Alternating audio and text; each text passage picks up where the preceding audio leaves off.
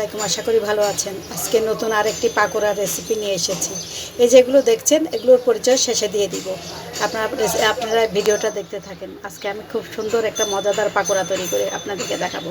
এই মজাদার পাকোড়া তৈরি করার জন্য আমার যা যা লাগবে, আমার লাগবে বেসন, তারপরে টেম্পুরা পাউডার, অল্প একটু ময়দা, এবং আরও লাগবে মশলার ভিতরে আদার পাউডার, তারপরে জিরার পাউডার, হলুদের পাউডার এবং মরিচের পাউডার, এবং স্বাদমতো লবণ ও সামান্য একটুখানি চিনি।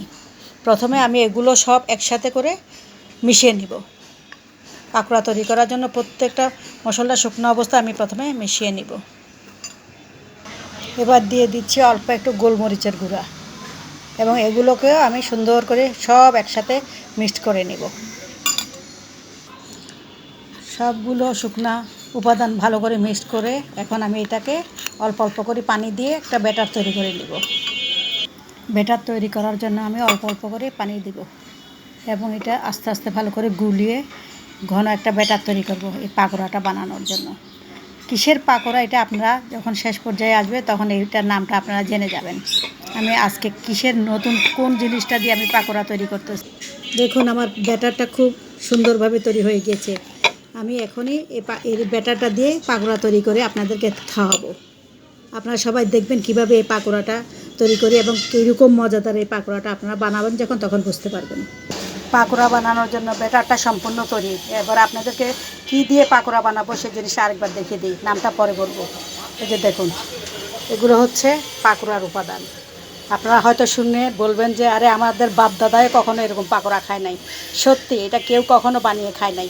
আজ আমি একটু বানিয়ে ট্রাই করে দেখছি। কেন কেন যদি খাওয়া যায়, কেন এরকম ট্রাই করব না? তাই একটু ট্রাই করে আপনাদেরকে শেখানোর চেষ্টা করতেছি। চুলাতে প্যান দিয়ে তাতে তেল দিয়েছি, তেলগুলো গরম হয়ে এসেছে। তেলটা গরম হয়ে এসেছে, আমি আস্তে আস্তে পাকোড়াগুলো বেসনে চুবিয়ে দিয়ে দিচ্ছি। ব্যাটারে চুবিয়ে পাকোড়াগুলো দিয়ে দিচ্ছি। পরে জানিয়ে দেবো এগুলো কিসের পাকোড়া। আর আপনারা গেস করতে পারলে তো ভালো কথা। একটা নতুন রেসিপি তৈরি করার চিন্তা থেকে এটা আমি আজকে আপনাদেরকে দেখাচ্ছি। আপনারাও এইভাবে বানিয়ে খাবেন। ভালো করে এগুলো হলে এক সাইড হলে অপর সাইডে উল্টে দিব আমি। দেখুন মাশাআল্লাহ, পাকোড়াগুলো এক সাইড হয়ে গিয়েছে। এবার আমি এগুলো আস্তে আস্তে উল্টে দিচ্ছি।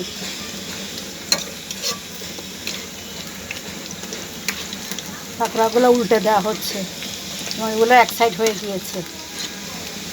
সম্পূর্ণ হয়ে গেলে আমি পাকোড়াগুলো নামিয়ে নিব।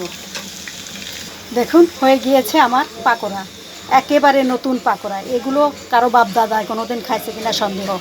আমি ভাবলাম যদি আমরা আম দিয়ে বিভিন্ন জিনিস বানাতে পারি এবং আমের পিলসহ যদি আমরা আচার বানাতে পারি, তাহলে আমের পিলটাকে কাজে লাগিয়ে পাকোড়া বানাতে পারবো না কেন? আর ওই বুদ্ধি থেকে আমার মাথায় এলো যে আজকে আমি আমের পিল দিয়ে নতুন পাকোড়া বানাবো। আর এইটাই আমি আপনাদেরকে আজকে দেখাতে চেয়েছি। পাকোড়াগুলো এখন আমি উঠিয়ে নিব।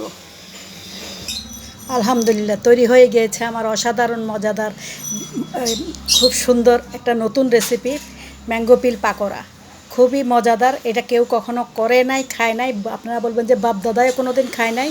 সত্যি এটা বাপ দাদায় কোনো দিন খাইছে কিনা আমি জানি না, তবে আমার কাছে মনে হলো যদি আমরা আমের পিলটাকে আচারের ভিতরে রাখে খাইতে পারি, তাইলে কেন আমরা এটা দিয়ে নতুন কোনো কিছু তৈরি করে খেতে পারবো না। আর এই নতুনত্ব থেকে আমি এই পাকোড়াটা তৈরি করছি। আর যদি সাথে থাকে নিজের হাতে তৈরি করা একটুখানি টমেটো সস, এই টমেটো সস চুবিয়ে চুবিয়ে এই পাকোড়াটা যখন আপনারা এইভাবে খাইতে থাকবেন তখন আপনাদের কাছে অন্যরকম টেস্ট লাগবে।